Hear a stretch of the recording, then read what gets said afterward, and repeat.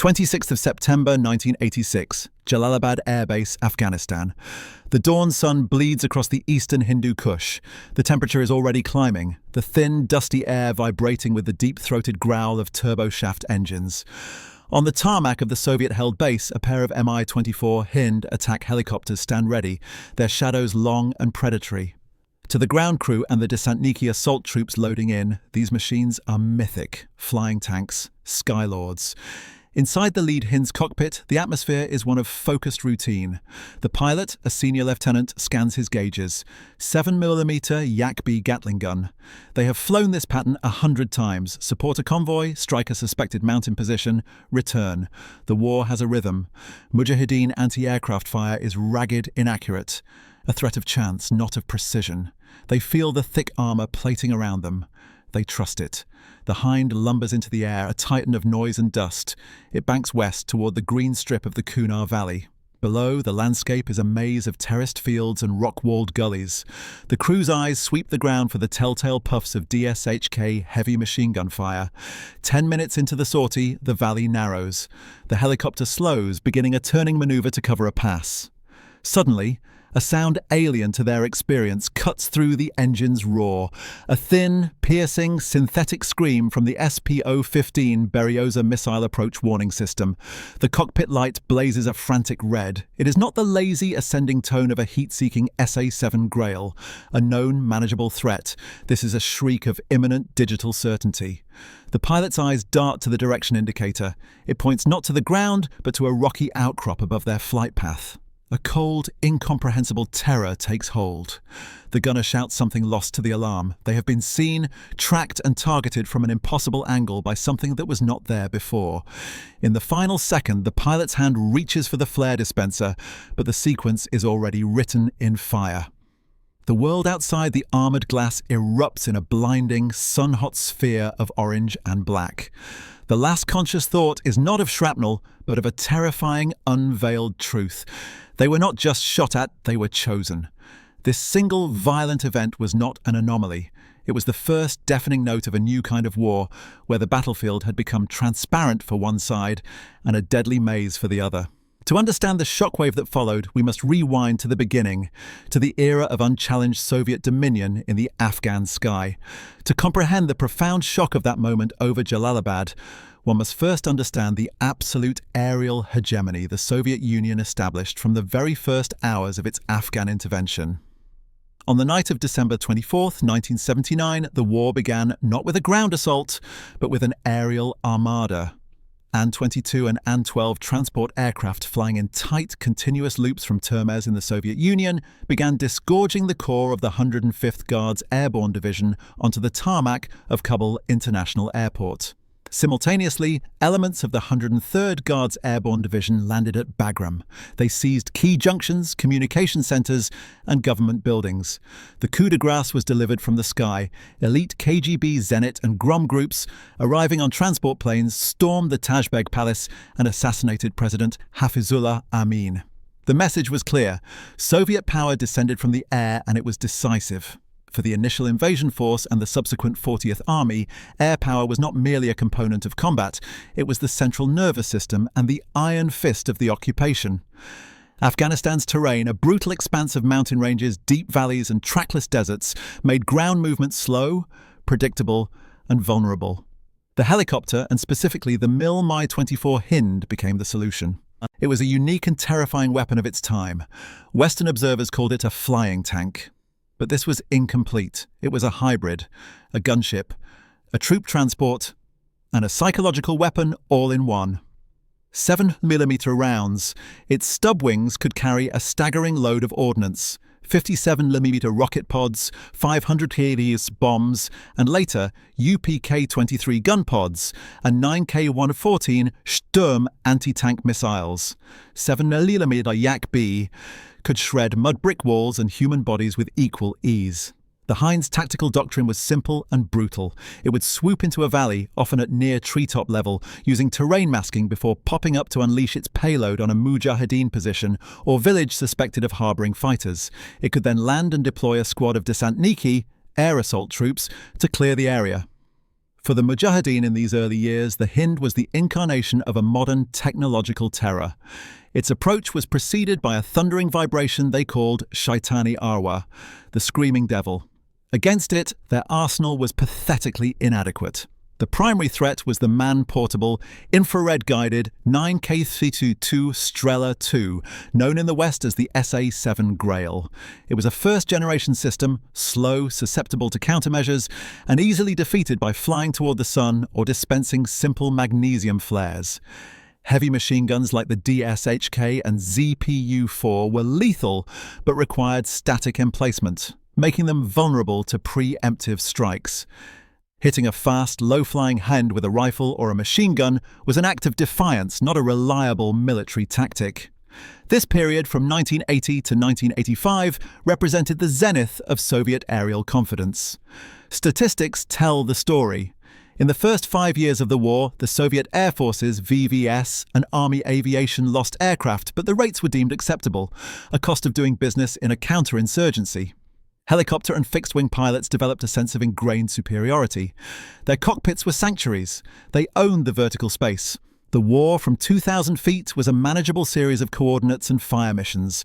They suppressed ambushes, escorted convoys, conducted reconnaissance, and delivered devastating punitive strikes against villages suspected of supporting the insurgency. The Mujahideen were ghosts on the ground, but in the air the Soviets were unchallenged gods. Yet this dominance was creating its own strategic paradox. The very effectiveness of Soviet air power was fueling the insurgency's growth and shaping its nature. Every destroyed village, every civilian casualty from an imprecise bombing run created new recruits for the Mujahideen.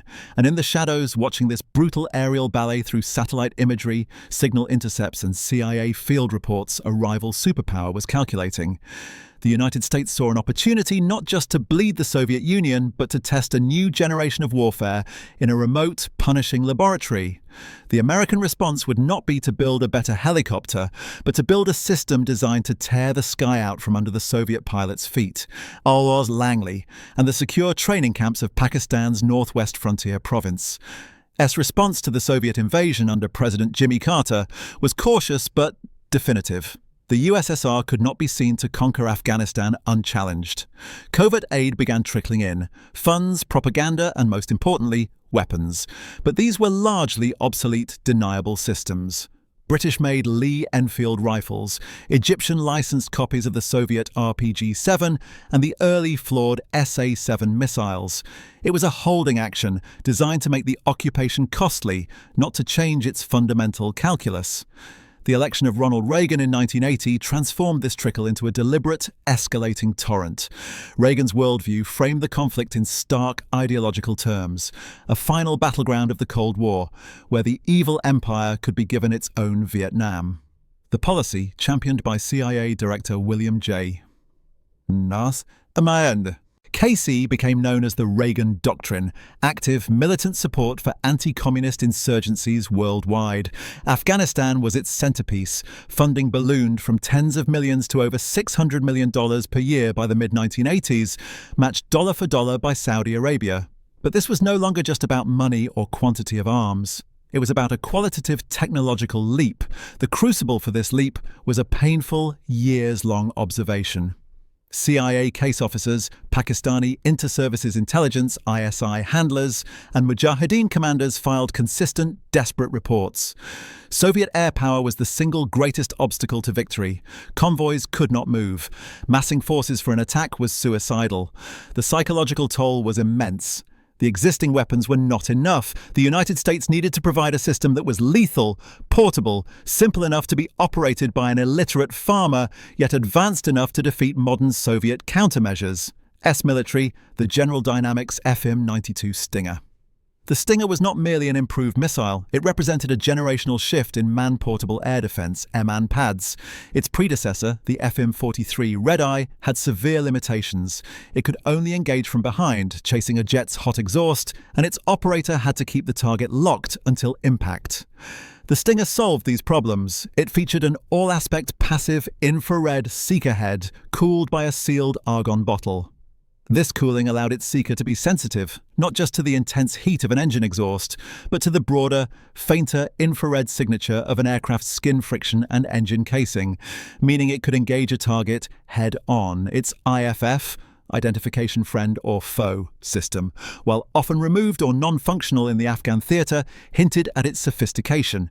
It was a fire-and-forget weapon. Once locked and launched, the operator could immediately take cover or reload. Its warhead was smaller than the SA-7's, but its speed, agility, and advanced fusing made it devastatingly effective. The decision to supply the Stinger was not taken lightly. Intelligence and defense community.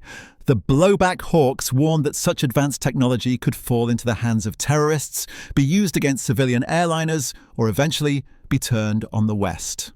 Proponents, led by figures like Congressman Charlie Wilson and CIA officer Gust Avrakotos, argued with visceral force. Without breaking the back of Soviet air power, the Mujahideen would forever be on the defensive. The Soviets had to be made to bleed unbearably. After years of testing, training, and political maneuvering, President Reagan signed the finding in the spring of 1986. The first shipments of Stingers began their covert journey from CIA warehouses through Pakistan's ISI and into the hands of carefully selected Mujahideen commanders. But the weapon itself was only the tip of the spear. The Americans and Pakistanis were building something far more comprehensive, an integrated kill chain. The Stinger teams were not lone hunters, they were the terminal node in a vast invisible network. CIA and ISI officers established forward operating bases along the border where intelligence was fused. Mujahideen radio operators, supplied with secure, frequency-hopping gear, reported Soviet flight patterns, takeoff times from bases like Bagram and Jalalabad, convoy schedules, typical helicopter routes through the mountains. This signals intelligence, and SIGINT, was cross-referenced with satellite imagery and reports from ground scouts. A pattern would emerge, a warning would be sent. A Stinger team would be inserted into a predicted flight path, often days in advance, to lie in wait. They were not shooting at random aircraft, they were executing ambushes, planned and guided by a web of intelligence that saw the battlefield in a way the individual Soviet pilot, in his armoured cockpit, could not. The stage was now set. The Skylords were about to meet a system designed by their most formidable rival, a system that could see them, track them, and kill them from beyond their comprehension. This systemic shift created multiple interlocking angles of experience, from the men in the cockpits, to the technology in their hands, to the unseen network guiding the fire. To understand the full impact, we must examine these perspectives in turn, beginning with the human core of the Soviet war machine, the helicopter crew. To step into the cockpit of EMI-24 Hind in early 1986 was to enter a domain of controlled, mechanized violence. The environment was visceral, overwhelming the senses. The thunder of the twin Isotov TV3-1117 turboshafts was a constant, bone-deep vibration. The smell was a unique cocktail: avgas, hot hydraulic fluid, ozone from electrical systems, and the ever-present dust of Afghanistan that seeped through every seal. The cockpit, while armoured, was cramped and ergonomically crude by Western standards. Switches and gauges were spread haphazardly across panels. It was a workspace for technicians as much as pilots. For the two-man crew, pilot on the left, gunner/weapons officer on the right, a powerful, unspoken bond developed. Their lives depended on a seamless, wordless coordination. The pilot flew the machine, a physical act of constant adjustment to the turbulent mountain air. The gunner managed the weapons suite, scanning through the PSP-24 sight for targets, calling out threats and unleashing rockets, guns, and bombs on command. They shared the same bubble of armoured glass, the same restricted view of the world rushing past at 160 knots. This intimacy bred a specific psychology. Their aircraft was not just a tool, it was an extension of their own bodies, a carapace of titanium and steel. They referred to it with affection and pride. They knew its scars from past ground fire, the quirks of its systems. They believed in its protective magic. Their daily reality was a cycle of intense adrenaline spikes followed by numbing routine. A mission would begin with the tense, focused launch from a dusty FARP forward arming and refueling point. The flight to a target area was a period of hyper-alertness, eyes scanning the brown slopes for the telltale muzzle flashes of DSHK heavy machine guns or the slow, lazy smoke trail of an SA-7. An engagement was a furious, deafening storm of noise and action, the hammering of the Yak-B gun, the whoosh of rocket salvos, the sharp bank and climb to avoid return fire, then the return flight, the gradual drop in heart rate, the post-mission ritual of debrief, maintenance checks, and trying to rest in the baking heat of a tent camp. The core of their tactical confidence and the seed of their future horror was their understanding of the threat envelope. They had been trained on the capabilities and, more importantly, the limitations of Mujahideen air defenses. The SA-7 was a known quantity. Its seeker was primitive, drawn to the hottest source. Standard counter-drill was straightforward.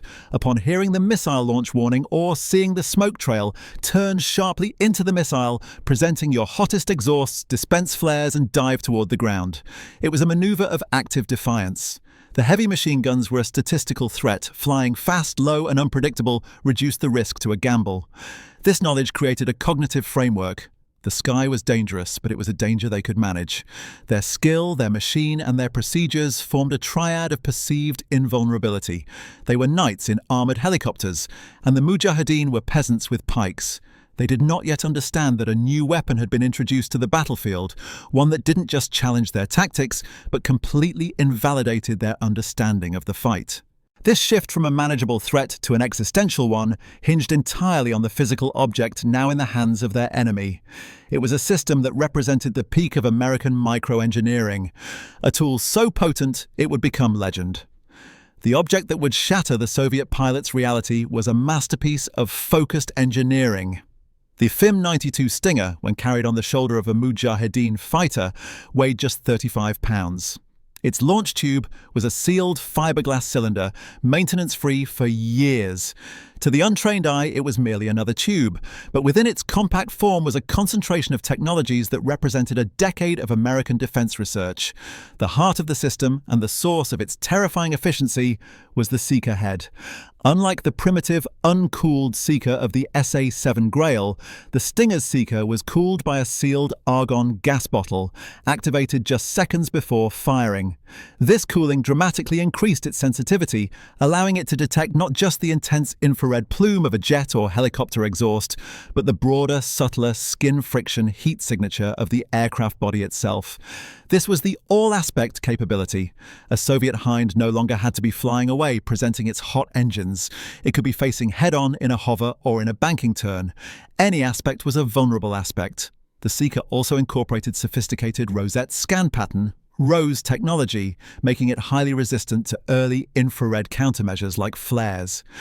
It didn't just chase the brightest heat source, it looked for the specific infrared profile of an aircraft engine. The second critical component was the IFF, Identification Friend or Foe antenna, a ring of sensors around the nose. S-service, this system would interrogate a transponder on a friendly aircraft. In Afghanistan, with no such transponders on Soviet aircraft, this system was often disabled or removed by CIA technicians. Its very presence, however, signified the Stinger's origin in a high-tech, integrated battle space, a concept alien to the guerrilla war in Afghanistan. More importantly for the user, the system was profoundly simple to operate. After removing the end caps, the gunner would slide the battery coolant unit, BCU, into the gripstock, hearing a distinct hum as the argon cooled the seeker and the system powered up. He would then acquire the target through a simple optical sight, waiting for a growling audio cue in his headset that indicated a successful infrared lock. He would lead the target slightly, squeeze the trigger, and the missile would eject from the tube with a gentle whoosh, its main motor igniting a safe distance away. The gunner was then free to drop the launch tube and move. The missile was on its own. But the weapon's true power was not just in its physical specifications. It was in the ecosystem of support that surrounded it. Each Stinger came with its BCU, which had a limited shelf life once activated. This created a built-in logistical tether to the CIA supply chain. The missiles were not handed out indiscriminately. They were allocated to trusted, vetted commanders. Crucially, the delivery included intensive, realistic training. Mujahideen were flown to secret camps in Pakistan, where they practiced on simulators and in some cases fired live missiles at target drones. They were taught not just how to shoot, but when and where, to set up ambushes on predictable flight paths, to engage from elevated positions looking down on helicopter rotors, maximizing the heat signature, to fire in salvos of 2 or 3 missiles to saturate defenses. The Stinger transformed a fighter from a scared man hiding from the sky into a confident hunter stalking it.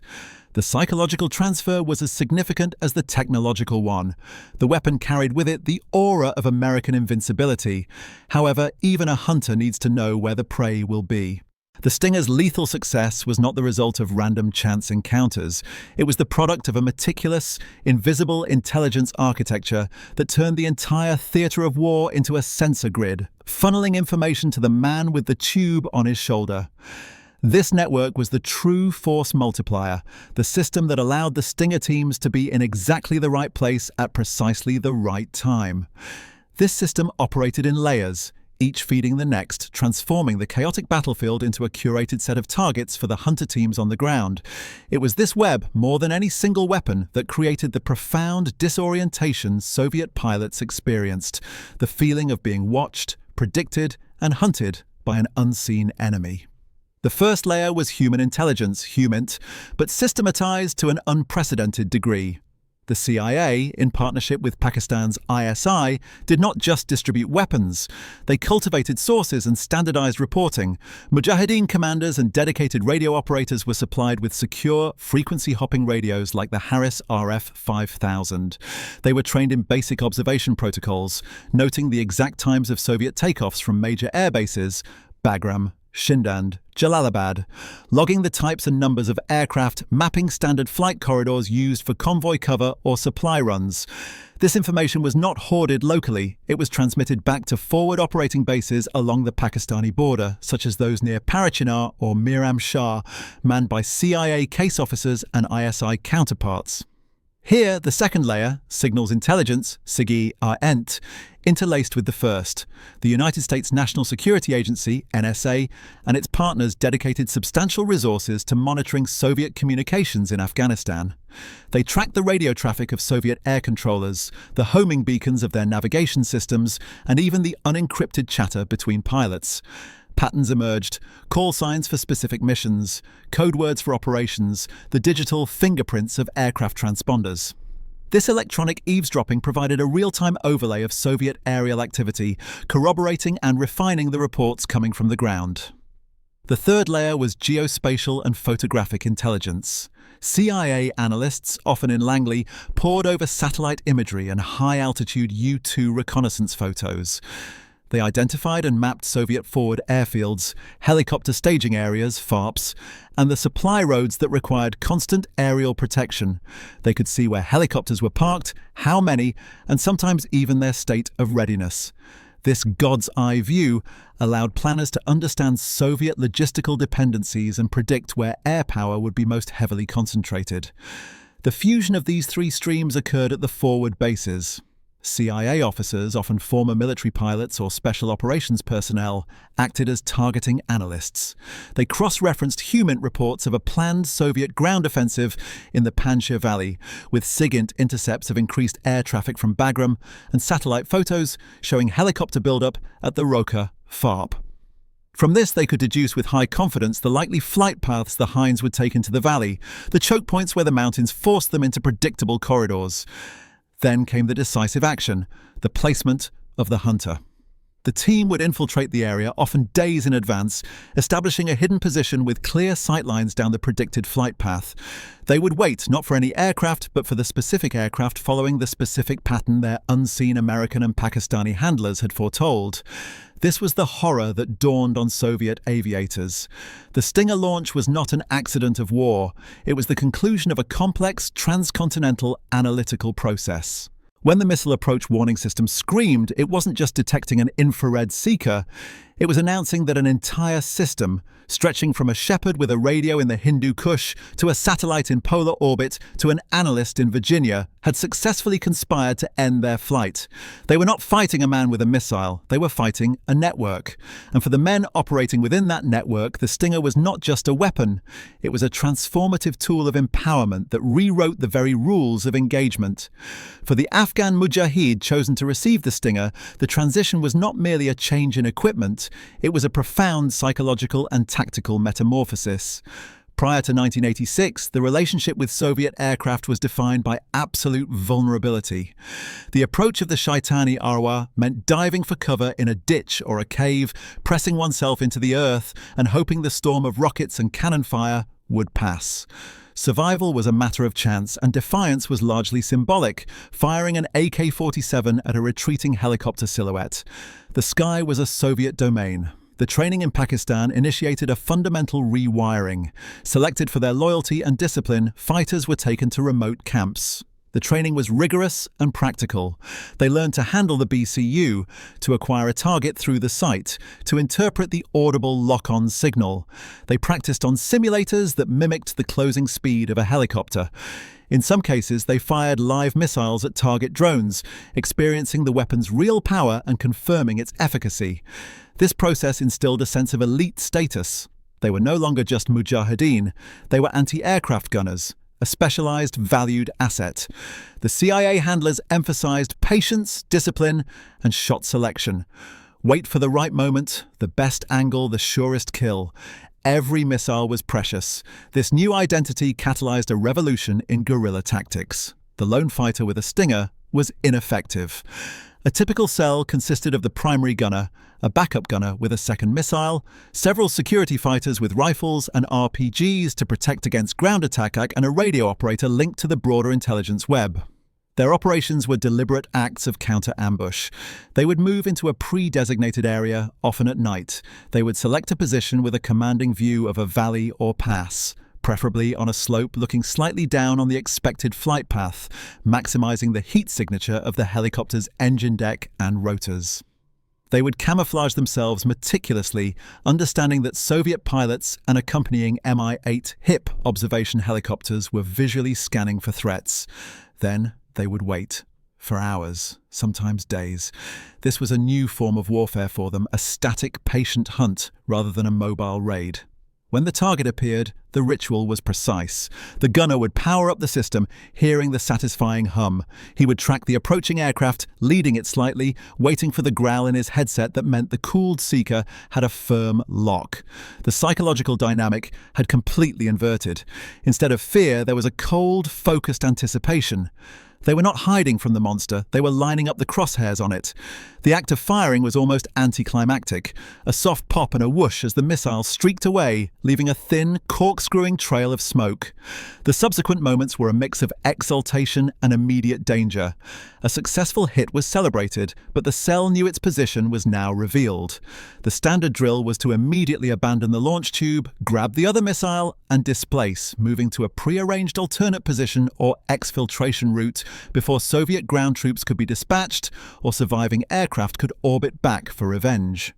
The impact of these cells extended far beyond the aircraft they destroyed. They introduced a pervasive, low-level paranoia into Soviet aviation operations. Pilots now knew that any valley, any pass could hide a perfectly positioned, invisible enemy with a weapon that required only a few seconds of exposure to end their lives. The psychological burden shifted from the mujahideen on the ground to the men in the air. The hunter had become the hunted. This inversion of the tactical paradigm reached its climax in a series of violent encounters that began in the late summer of 1986, moments that would forever divide the Soviet experience in Afghanistan into a before and an after, shattering the illusion of aerial invincibility and forcing a desperate, costly scramble for survival. The theoretical became terrifyingly real in the late summer and autumn of 1986. While the exact first Stinger kill remains debated for operational security reasons, the consensus points to a series of engagements around Jalalabad in late September. The environment was ideal for the new weapon. The flat green expanse of the Jalalabad Valley was a major Soviet logistics hub, surrounded by mountains that offered perfect ambush perches for Stinger teams. Helicopter traffic was constant and predictable. One of the first confirmed kills, as reported by CIA ground teams and later Mujahideen accounts, occurred on September 26th. A flight of Mi-24 Hinds was providing cover for a ground operation.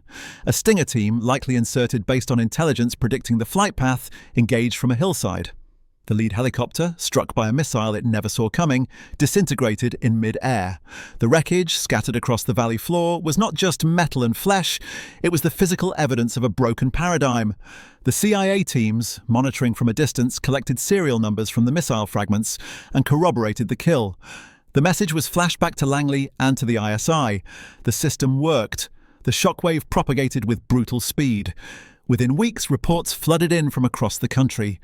On October the 3rd, a Mi-24 was downed over Ghazni. On October 25th, a high-altitude Mi-8 Mir-T transport helicopter was hit near Kandahar, proving the Stinger's reach against larger, less agile targets. But the psychological impact was most profoundly felt in the loss of the supposedly invulnerable high-speed, high-altitude jets.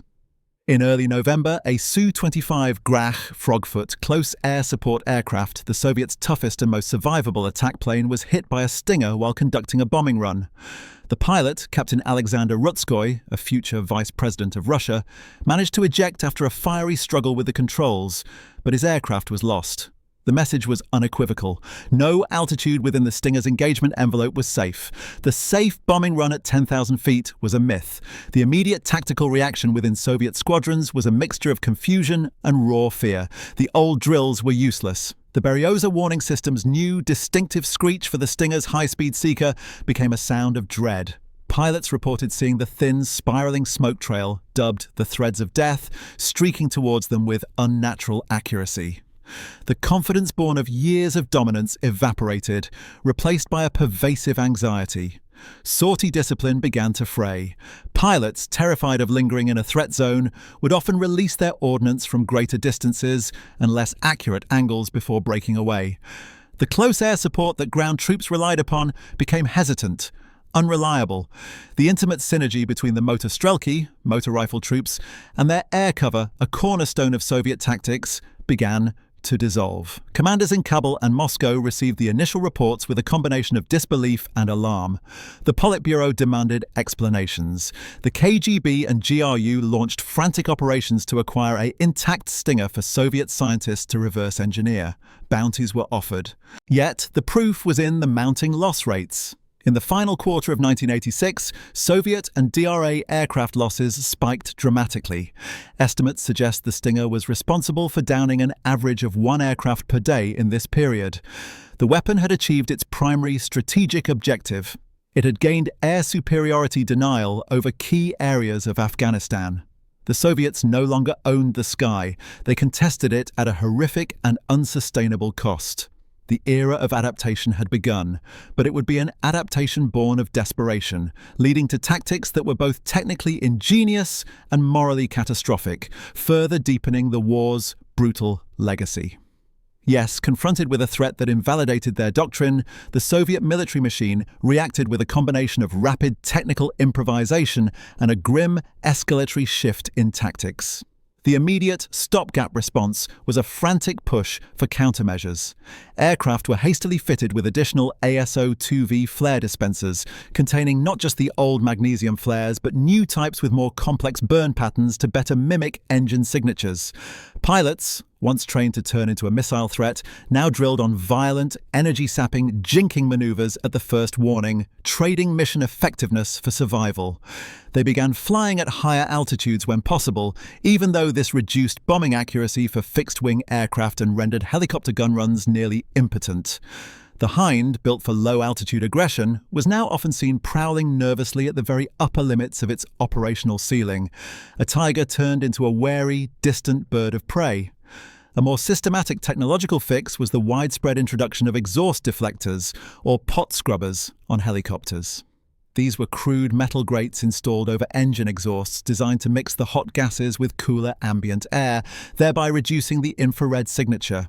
They provided a marginal improvement but came with a severe performance penalty, reducing engine power and increasing fuel consumption. For the Su-25 Frogfoot, additional armor plating was added around critical hydraulic lines and the engine bays, a testament to the Stinger's proven ability to cripple even the toughest aircraft. These modifications were visible admissions of vulnerability, physical scars on the airframes that spoke of a lost technological edge. But the most significant adaptation was not in hardware, but in operational behavior. The Soviets intensified their efforts to locate and destroy Stinger teams at all costs. This became a top priority mission, often surpassing the importance of the original ground operation they were supporting. When a Stinger launch was detected, it would trigger an immediate and overwhelming response. Surviving aircraft would call in artillery barrages on the suspected launch site, while Spetsnaz assault teams or airmobile infantry would be scrambled via helicopter to cordon and sweep the area. The hunt for the man with the tube became a consuming obsession. These teams, however, were trained to shoot and scoot, vanishing into the labyrinthine terrain long before ground forces could arrive, turning the Soviet retaliation into a futile, exhausting exercise. The failure to secure the skies through direct countermeasures led to a darker, more strategic escalation. If Soviet air power could no longer provide precise surgical support without unacceptable risk, then its application would become more indiscriminate and terror-based. This marked the tragic climax of the war's brutality. Heavier, less vulnerable fixed-wing aircraft like the Tu-16 Badger and Su-24 Fencer were employed in greater numbers for high-altitude carpet bombing. They would drop thousands of tons of conventional bombs, as well as devastatingly cruel area weapons like PFM-1, butterfly mines, and incendiary munitions, on wide swathes of territory suspected of supporting the insurgency. The goal was no longer to support a ground advance or strike a specific military target. It was to depopulate and destroy the logistical and agricultural base of the Mujahideen, rendering entire valleys uninhabitable. This period, from late 1986 onwards, saw some of the most horrific destruction of the war. Villages, irrigation systems, and farmland were systematically annihilated from the relative safety of high altitude. The psychological contract of the Soviet pilot was shattered completely. They had transitioned from being knights of the sky to becoming reluctant, distant conductors of a terror campaign. They were safe from the Stinger, but they were now agents of a strategy that guaranteed the hatred of the population and the moral decay of their own mission. The Stinger had not only caged the Hind, it had perverted the entire application of Soviet air power. The technological shock had forced a tactical adaptation that, in turn, triggered a moral collapse. The consequences of this turning point would define the final, bloody years of the Soviet presence in Afghanistan, and cast a long shadow over the future of both the withdrawing empire and the victorious yet shattered nation it left behind. The arrival of the Stinger did not single-handedly end the Soviet-Afghan war, but it irrevocably broke the backbone of the Soviet military strategy and accelerated the political reckoning in Moscow. The consequences were measurable, psychological, and profound, marking the definitive end of the USSR's confidence as a military technological superpower. Statistically, the shift was stark. According to declassified CIA assessments and later Soviet archives, aircraft loss rates increased by nearly 300% in the first year following the Stinger's introduction. Where prior losses had been deemed acceptable, roughly one aircraft per 2,000 sorties, that ratio collapsed to one loss per 200-300 sorties in high-threat areas. The most telling metric was not just the number of aircraft destroyed, but the catastrophic impact on operational tempo. The sheer risk imposed by the Stinger forced a drastic reduction in close air support and helicopter assault missions, the very activities essential for controlling the countryside and supporting ground troops. Soviet convoys, deprived of their agile aerial guardians, became even more vulnerable to ambush. The initiative on the ground swung decisively to the Mujahideen, who could now mass forces and attack fixed positions with far less fear of immediate aerial annihilation. The psychological toll on Soviet air crews was devastating.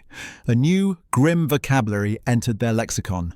The Gruz 200, Cargo 200, the official code for military casualties, became a constant, dreaded reality. Pilot morale, once high, plummeted. They spoke of flying coffin corners, the narrow margins of altitude and speed where they might avoid a missile, but from where they could not effectively complete their mission.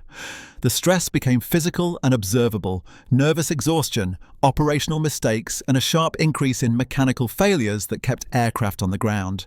The warrior ethos of the Sacerdotes Skylord was replaced by a survivalist mentality. For the ground troops, the loss of reliable air cover was a monumental blow to their own morale. They felt abandoned, their lifeline to fire support and medical evacuation now tenuous and hesitant. The trust between the army and its air arm, a critical component of Soviet combined arms doctrine, eroded into mutual resentment. Politically, the Stinger's success provided the final, undeniable data point for the Afghanistan problem within the Politburo. The new Soviet leader, Mikhail Gorbachev, who had come to power in 1985 seeking reforms, now saw the war as an intolerable drain on a stagnating economy and a fatal obstacle to his policies of perestroika, restructuring, and glasnost, openness. The military, which had long assured the leadership it could achieve victory with more time and resources, could no longer mask the strategic deadlock. The stunning effectiveness of this simple American weapon became a powerful symbol of Western technological superiority and the futility of the conflict. The Stinger had ensured that wound would not heal.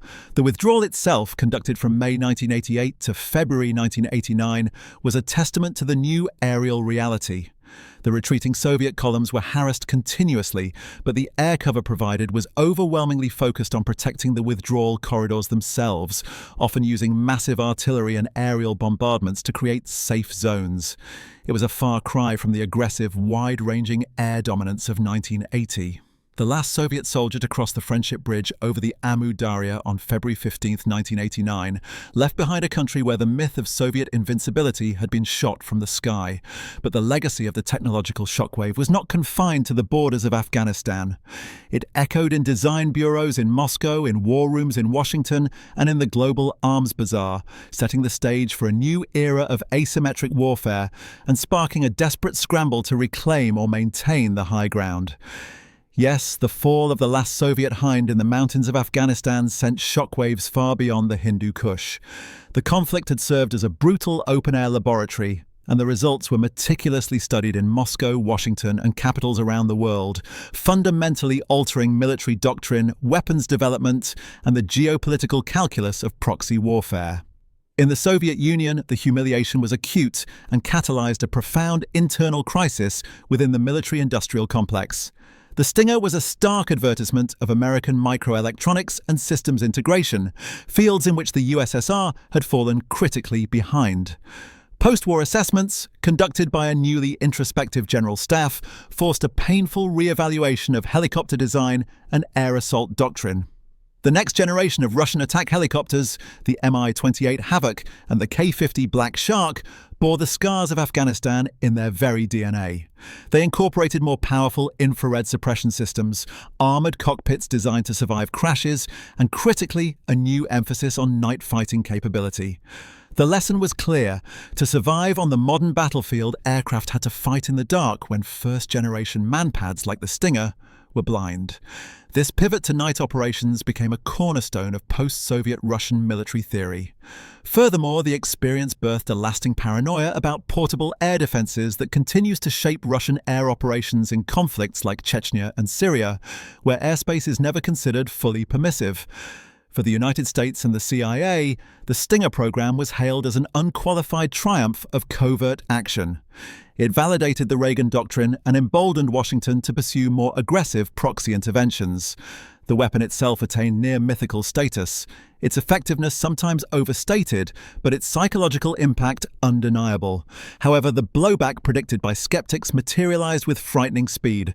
The CIA initiated a frantic, costly, and only partially successful buyback program in the early 1990s, offering millions for the return of missing missiles.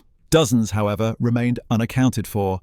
The proliferation of Stingers and the knowledge of their use became a dangerous export. Iranian-backed groups in Lebanon, terrorists in Africa, and ultimately non-state actors globally now understood the potency of advanced manpads.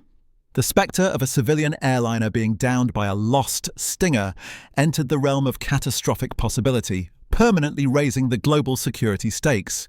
The most significant legacy, however, was conceptual. Afghanistan demonstrated the devastating effectiveness of an asymmetric strategy, pairing a technologically superior, simple weapon system with a robust intelligence and logistical network to defeat a conventionally superior force. S had not sent its own soldiers to fight the Soviets.